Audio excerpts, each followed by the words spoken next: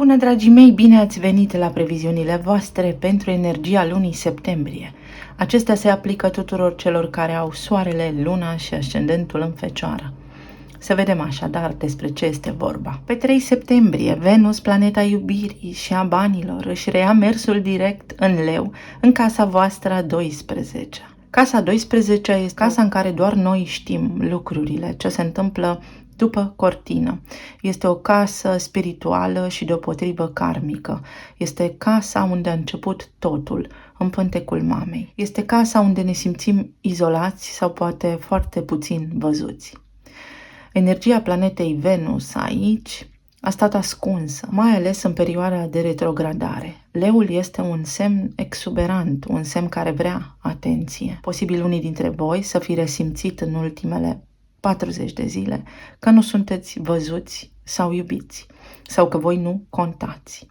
Am spus încă din luna iulie că Venus, în perioada de retrogradare, va aduce în planul nostru de conștiință oameni din trecut, emoții din trecut sau locuri din trecut. Poate v-ați gândit la o fostă iubire, poate v-ați gândit la cineva din trecutul vostru, din familia voastră, neamul vostru, sau poate la chestiuni legate de planul financiar.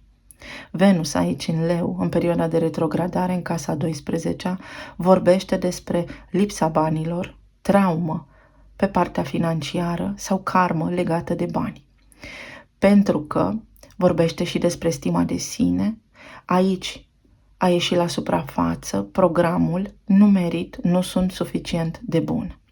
Sau acum, în contextul în care planeta banilor și-a reluat mersul direct, poate aduce în atenția voastră acest program mental pe care voi îl rulați din subconștient și care este o credință căpătată, învățată încă din copilărie.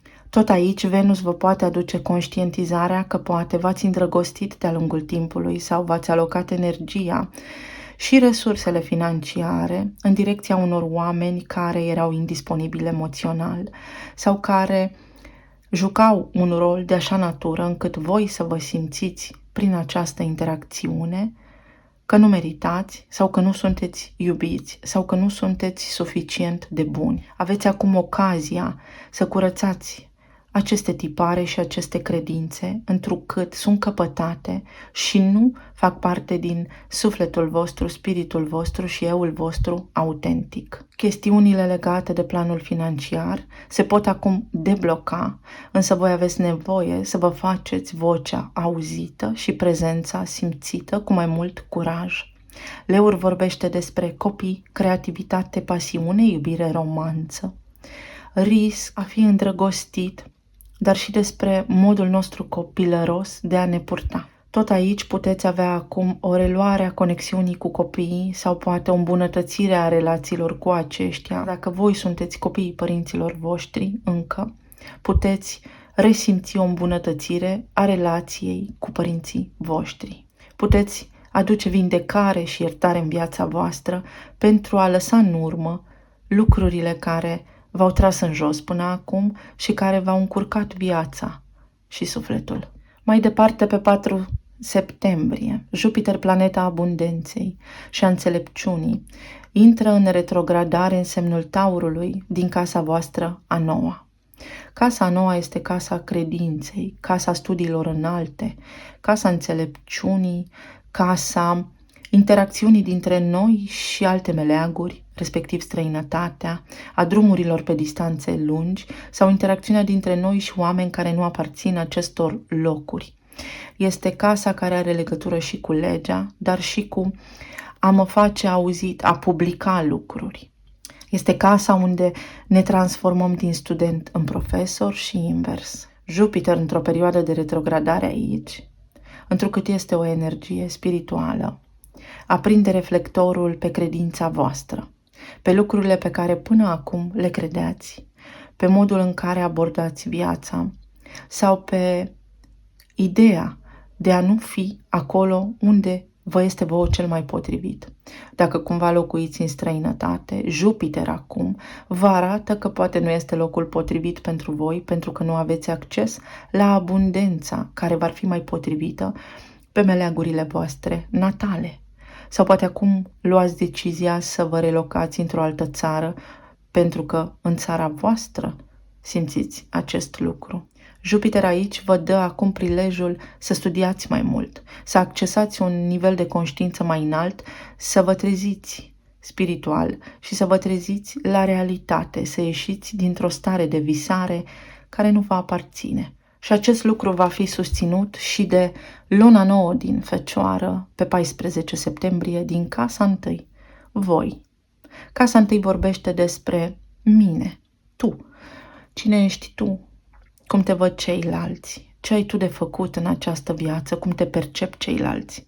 Iar Fecioara, adică arhetipul vostru, este unul organizat, este unul disciplinat, este unul care are discernământ și claritate și vrea strategie, face pași siguri. Cu acest eveniment de lună nouă puteți acum arăta lumii că voi sunteți oameni de cuvânt, oameni organizați, că ce spuneți, aia faceți și puteți contribui la nivel social în această direcție. Această energie va aduce vouă și la nivel de corp fizic, înfățișare, oportunitatea să produceți acele schimbări pe care le doriți pentru a vă da mai multă încredere în voi înșivă. Tot această configurație astrală va aduce vouă acum prilejul să deveniți mai stabili la locul de muncă.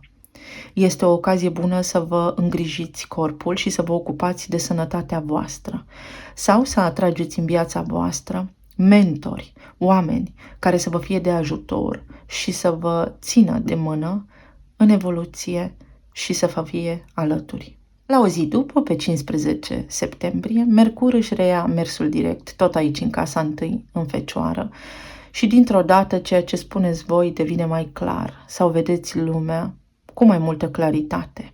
Sau ceilalți vă văd pe voi mai clar și nu vă mai judecă greșit. Toată incertitudinea și confuzia din jurul vostru acum se înlătură. Veți avea un cuvânt de spus și veți fi auziți. Pe 23 septembrie soarele se mută de aici din casa întâi în balanță, în casa voastră a doua. Casa a doua vorbește despre banii mei, resursele mele financiare, emoțiile mele, stima mea de sine, modul în care eu pun valoare pe lucruri. Energia balanței este una artistică, este una diplomată și corectă. Este una ușor confuză câteodată. Este un semn al relațiilor. Aici, în balanță, se regăsește deja pentru voi nodul sud sau acea karmă despre care se vorbește. Suma tuturor deciziilor luate de voi până acum, în această viață și în cele anterioare. Modul în care voi acționați în mod recurent, fără să fiți conștienți de acest tipar. Soarele vine și aprinde aici reflectorul și aduce conștientizare. Dacă cumva la nivel financiar vă regăsiți obstrucționați, este momentul să vă întrebați de ce. Ce fac mereu la fel? În ce fel de cerc mă învârt? Și nu pot să ies. Da, este o karmă, după cum spuneam, legată de bani, de care nu sunteți conștienți și acum întreaga configurație astrală a momentului, în această lună, vă oferă prilejul să o înlăturați, să deveniți conștienți că meritați, că puteți face mai mult de atât, că nu sunteți suma tuturor deciziilor voastre de până acum, ci eul vostru autentic care are putere magnetică să schimbe lucrurile care nu îi servesc. Aici puteți avea parte de concluzii legale sau puteți semna noi contracte de muncă, intra în noi parteneriate. Tot aici atenție că s-ar putea să vă regăsiți în cercuri de prieteni care poate nu au curaj în viață și care vă trag în jos prin simpla prezență, fără să fie conștienți ei înșiși de acest lucru. Atunci când ți se spune că ești nebun, atunci trebuie să acționezi. Și nu în ultimul rând, pe 29 septembrie are loc luna plină din Berbec în casa voastră a 8-a. Iată cum axa banilor, axa planului material pentru voi va fi foarte importantă în această lună. Casa 8-a vorbește despre intimitate, sexualitate, putere, dominare, psihologie, siguranță, intimitate, banii celuilalt, resursele împărtășite, taxe și impozite, pensie alimentară inclusiv. Berbecul este o energie de foc, cardinală, mișcă lucruri. O lună plină vine cu eliminare, finalitate și conștientizare. Acolo unde trebuie să reparăm, acum vom repara, dacă luăm această hotărâre. O lună plină aici, în semnul berbecului în casa 8-a, spune, dacă nu te simți în siguranță în chestiunile pe care le-am enumerat anterior, este momentul să spui stop. Nu mai vreau acest lucru. Această lună plină pentru voi vine cu transformare la nivel de curaj. Unde nu aveți voi curaj, unde vă supuneți, unde spuneți da tot timpul, sau poate unde abuzați de puterea voastră, că poate fi și acest lucru implicat aici. Se echilibrează această vibrație prin a vă pune pe voi față în față cu cei cu care interacționați, tocmai pentru a conștientiza unde vă dați puterea sau unde abuzați de puterea voastră. Să vedem mai departe ce ne transmite și energia cărților oracol pentru Fecioară, septembrie. Phoenix Rising sau pasărea Phoenix, transformare totală, luna plină din berbec din casa voastră, a 8-a, unde se regăsește și nodul nord, de altfel, care spune asta este ceea ce trebuie să faci, asta este ceea ce trebuie să înveți, fie că îți place, fie că nu, vei avea roade de cules ulterior. O schimbare totală la nivel de casă a 8-a, la nivel de casă a 3-a, modul în care comunic, modul în care gândesc, tot ce are legătură cu stima mea de sine, banii, serviciul meu și emoțiile mele. Cum mă simt eu în raport cu mine și cum mă simt eu în raport cu ceilalți. Dacă au ieșit din pachet, înseamnă că vor să fie auzite. Să îți descoperi adevăratul sens al vieții și numărul 29 sau liberul arbitru și împreună fac 11, cu precădere casa vărsătorului, viitorul nostru, idealurile noastre, planurile noastre înalte, grupurile din care facem parte, comunitatea, grupurile din care facem parte la nivel social, o regenerare totală, o transformare totală la nivel de dinamică de casa 11, de dinamică de casa a 2 și de dinamică de casa a 9.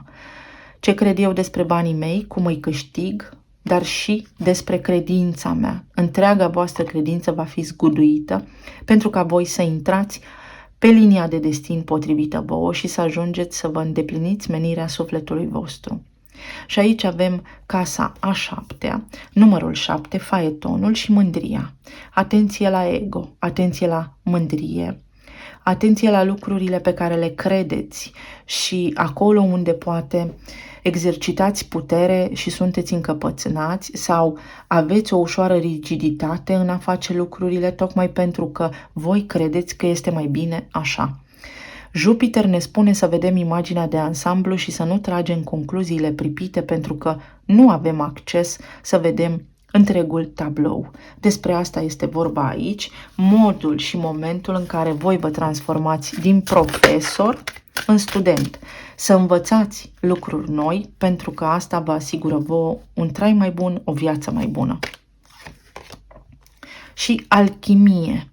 Tot prin casa a 7-a, prin relații, la nivel de relații, în această lună se schimbă ceva. Se zguduie, poate? Da, posibil. Este spre binele vostru suprem? Cu siguranță. Alchimie la nivel de casa a 2-a, de bani, vor exista schimbări la nivel de plan financiar, dar și la nivel de casa a 5-a, la nivel de relație cu copiii, la nivel de curaj, la nivel de creativitate, la nivel de intuiție. Guvernatorul casei a 5-a a leului este soarele, vă veți simți vitalizați, veți simți că aveți mintea limpede și vă va fi foarte clar ce aveți de făcut în această lună. Să vedem mai departe.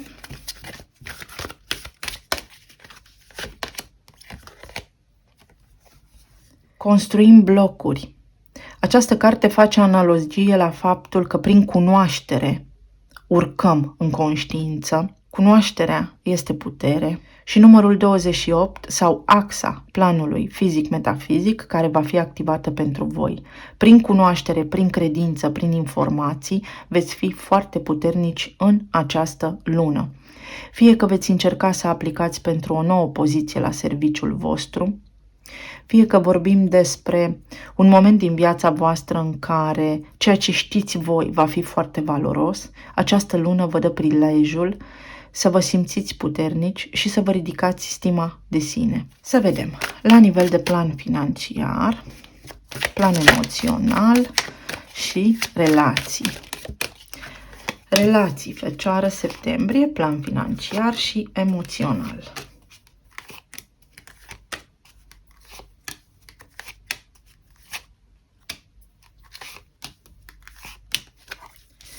La nivel de relații,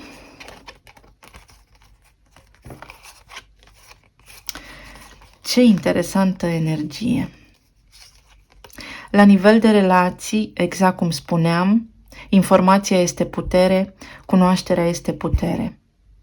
Ați avut parte poate de niște trădări la nivel de relații care v-au făcut să vă îndoiți de voi, de sufletul vostru, de tot ceea ce ați trăit și ați experimentat și care v-au împins, v-au transpus în acea karmă și credință pe care voi o aveți de eliminat în această viață și anume că nu meritați, că nu sunteți auziți, că nu sunteți văzuți. Însă, începând cu această lună, iată cum voi, prin luna nouă din casa întâi, veți ajunge să dețineți controlul asupra vieții voastre, să aveți încredere în voi și să înlăturați toate aceste lucruri prin a înțelege această dinamică dintre conștient și inconștient. Aici, pentru unii dintre voi, ați avut legături sau conexiuni cu o persoană indisponibilă emoțional și v-a activat rana de umilință și rana de trădare, care acum se pot vindeca. Chestiuni legate poate de părintele vostru de sex opus sau pentru unii dintre voi, relația cu tata. Alții dintre voi ați avut o conexiune cu cineva căsătorit sau poate partenerul vostru de viață cu care ați fost într-o relație stabilă și de lungă durată v-a făcut să vă simțiți așa. Este un moment foarte bun prin care să renașteți și să vedeți cu adevărat cine sunteți, cât meritați și cât valorați. Ce închideți voi aici cu 10 de spade?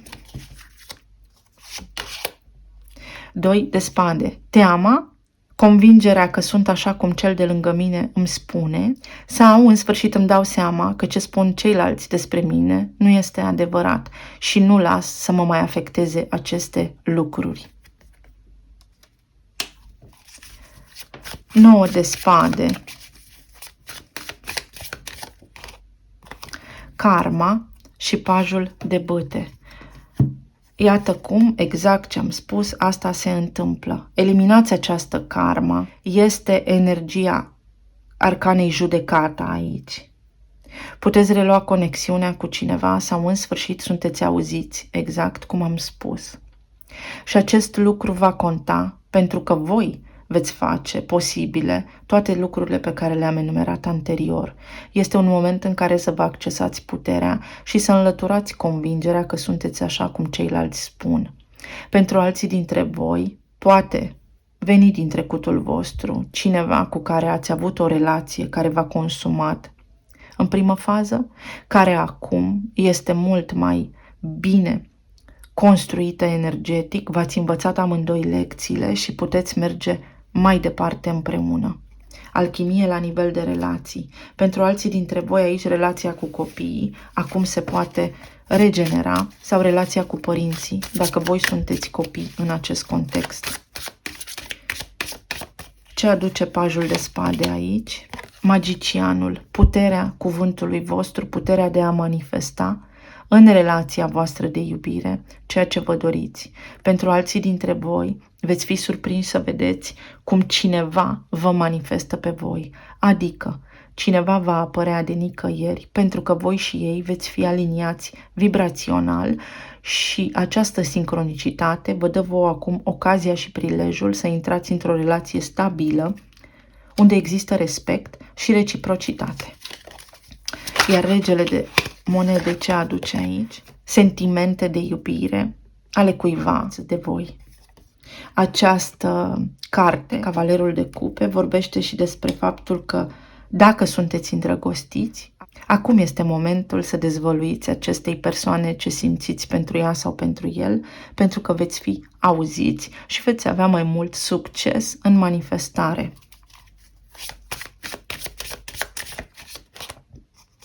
Spânzuratul care mi-a apărut întors, care vorbește despre ideea de a fi căpătat deja o imagine de ansamblu, despre ideea de a vă fi schimbat deja perspectiva în ceea ce ține de relațiile voastre și eliminarea blocajului dintre voi și oamenii la care vă gândiți voi acum. Despre ce vorbește 2 de spade aici?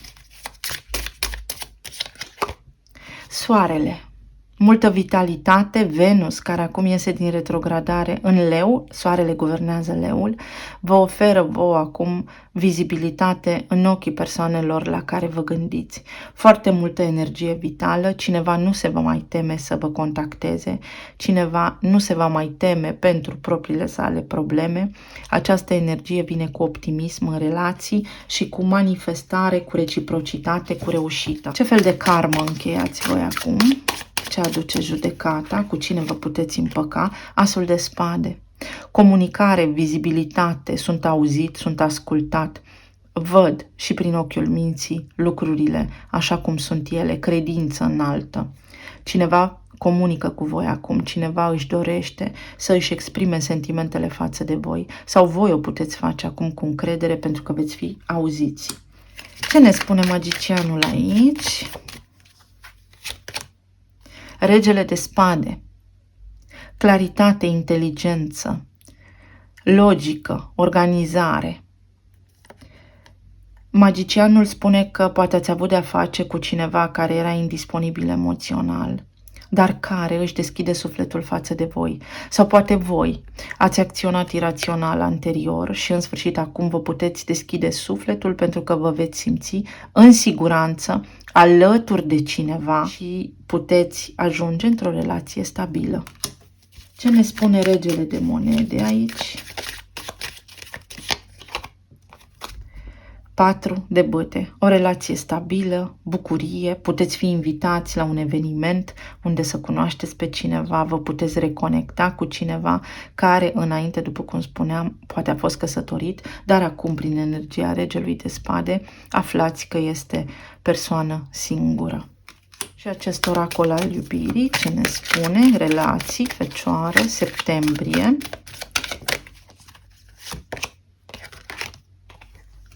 Sentimente romantice. Sentimentele tale romantice sunt adevărate, reale și merită explorate. Sau, așa cum am spus, merit și vă veți convinge de acest lucru și în ochii celorlalți se va reflecta fix acest lucru. Când voi vă veți iubi și când voi veți avea o stimă de sine ridicată, acest lucru va fi resimțit de ceilalți, veți deveni atrăgători în ochii lor. Și încă o carte.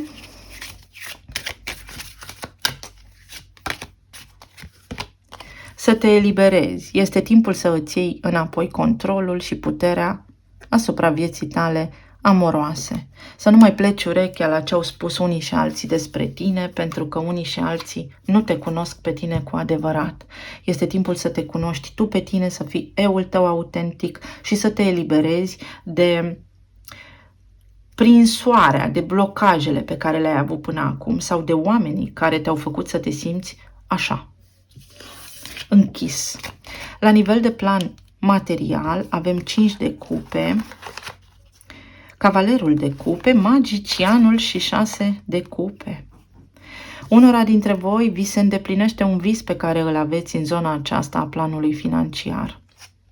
Lăsați în urmă durerea. Nu mai opuneți rezistență, vă schimbați modul de a gândi, lăsați tristețea și convingerea că voi nu puteți avea bani. Faceți afirmații pozitive pentru că acelea funcționează. Am bani, am tot ce-mi trebuie. Cum mai știți fiecare dintre voi acolo. Pentru alții dintre voi puteți primi o ofertă de muncă care să vă facă să vă schimbați credința. Alții dintre voi puteți pleca peste hotare, iar alții dintre voi puteți să vă întâlniți iubirea sau marea iubire la locul de muncă, ceea ce vă doriți voi de foarte mult timp. se poate întâmpla acum. Se încheie un ciclu karmic de 8 ani pe linie financiară, care în sfârșit vă lasă să respirați și în sfârșit aveți acum ocazia să vă simțiți împliniți și abundenți. Venus din casa a 12-a devine o energie magnetică pentru voi. Ce va aduce magicianul aici? Asul de spade, semnarea unui contract, o nouă ofertă de serviciu, o negociere, claritate mentală despre cum puteți să vă stabilizați la nivel financiar, o strategie foarte bună care dă roade. Ce va aduce 6 de cupe aici? Regele de bâte, pe Venus din Leu. Putere vă aduce, puterea să produceți schimbarea pe care o doriți, ajutor din partea cuiva drag care vă poate susține în această perioadă la nivel financiar în cazul în care doriți, accesarea unui credit dacă vă doriți acest lucru care va avea un rezultat așa cum vă doriți voi, aveți reușită. Energie foarte multă și iată că aici avem nodul sud din balanță, acolo unde vă intră soarele, mai ales începând cu 23 septembrie și îndreptându-vă voi ulterior către luna plină din casa 8-a din Berbec. Toată această configurație astrală vă va susține să primiți claritate și să vedeți cu adevărat cum puteți să vă îmbunătățiți la nivel financiar viața. Iar la nivel emoțional avem regele de cupe, asul de cupe, soarele și înaltul preot. Niște cărți superbe. La nivel emoțional, după cum spuneam, în sfârșit sunt văzut. Aceasta este o arcana Taurului și aceasta este o arcană a Leului. Și avem Venus în Leu. În sfârșit sunt văzut, în sfârșit îmi pot cunoaște marea iubire, în sfârșit, la nivel emoțional mă echilibrez, sunt auzit, sunt iubit. Foarte mult optimism și la nivel de stare emoțională, foarte mult optimism la nivel de sănătate, vindecare, când lucrurile credeam că nu se mai rezolvă, se stabilizează într-o formă pe care eu nu puteam înainte să o văd. Cineva își declară iubirea față de voi. Pentru unii dintre voi este și o cerere în căsătorie aici, să știți. Sau cineva își dorește să formați un cuplu și să vă mutați împreună. Alții dintre voi în casă nouă. Puteți să vă cumpărați casă. Ce aduce asul de cupe aici? Din nou regele de bâte. Pe voi. Energia aceasta de leu vă aduce foarte multă putere. Sunteți foarte magnetici și atrăgători în ochii cuiva care clar nu vă ratează. Puterea, iată, Venus în leu, foarte multă energie de leu, puterea interioară să obțineți lucrurile pe care vi le doriți, puterea interioară să vă vindecați, atenție la provocări cardiace sau cu inima. Lumea, închideți cicluri karmice și în sfârșit vă eliberați, vedeți soarele, vă simțiți vitalizați, vă vindecați de niște provocări medicale pe care poate le aveți aici. Este o energie foarte, foarte bună pentru voi. Talismanele.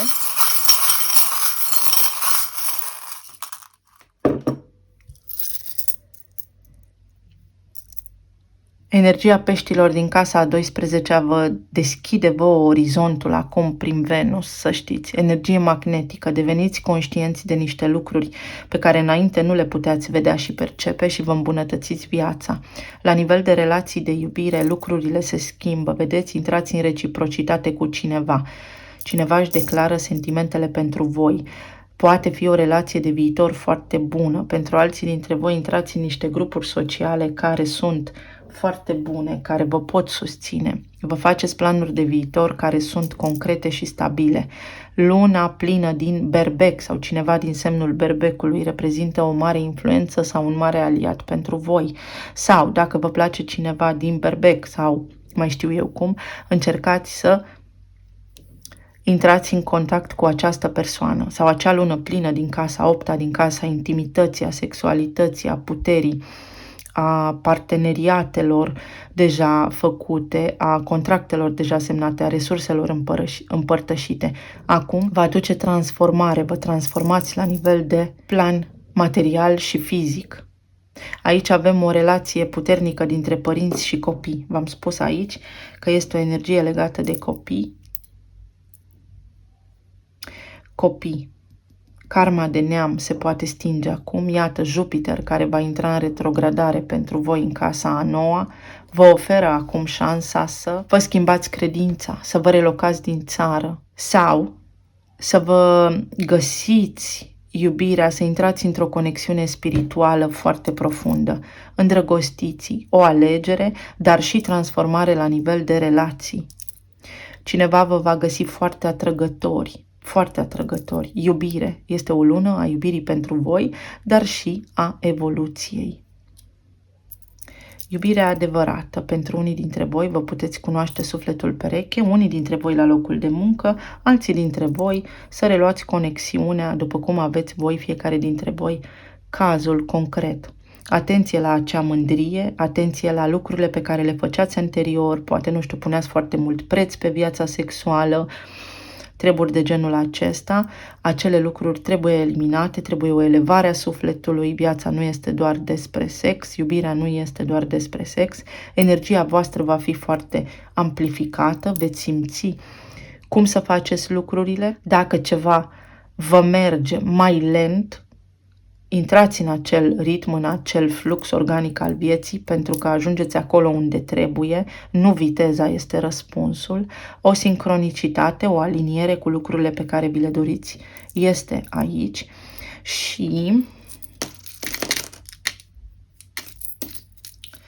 la nivel de inițiale avem așa S, F, V, V de 2 ori, D, U, H și N. Hunedoara sau un centru al țării, poate aveți legătură, un centru sau centru, veți fi voi centrul lumii cuiva, centrul lumii, iată. Trebuie să învățați unii dintre voi să spuneți nu, fie persoanelor care v-au luat puterea sau persoanelor cărora le-ați dat puterea inconștient. SF, veți avea acces la niște informații care poate, da, vă vor șoca, dar pe care înainte nu le vedeați și vă schimbă toată dinamica existențială. Unii dintre voi primiți niște vești de la depărtare care vă bucură. Ce gândiți voi gândește și o anumită persoană. Este reciprocitate. Aici avem uniune. Suntem pe aceeași lungime de undă. Îmbrățișări. Pot fi și îmbrățișări pasionale, nopți fierbinți de vară, că este încă, deși a început toamna, este încă cald afară, probabil. Vă veți simți fantastic. Alții dintre voi aveți o legătură cu pământul. Este ceva aici legat de un pământ pe care, dacă vreți să îl înstrăinați, să îl vindeți, puteți să faceți acest lucru sau schimbați pământul pe care locuiți, locul, poate și țara. Este o lună în care vă veți simți extraordinar de bine și foarte frumoși, atrăgători. Unii dintre voi, dacă doriți să vă vindeți mașina sau casa, o puteți face. Alții dintre voi vă veți simți vulnerabili sau este o chestiune legată aici de intimitate, sexualitate la care aveți de lucrat. Atenție la regimul alimentar, atenție la ceea ce mâncați. Aveți nevoie de o detoxifiere. Unii dintre voi, v-am spus, puteți să vă căsătoriți, să plecați în luna de miere. Soarele, vitalitate, leul, berbecul este important aici pentru voi. Sau aveți nevoie de vitamina D, nodul sud din balanță, unde vă intră soarele, se activează și este important să vedeți acolo ce tot făceați, lucrurile pe care le repetați, fără să fiți conștienți de acestea. Voi aveți balanța în casa a doua, acolo la nivel financiar.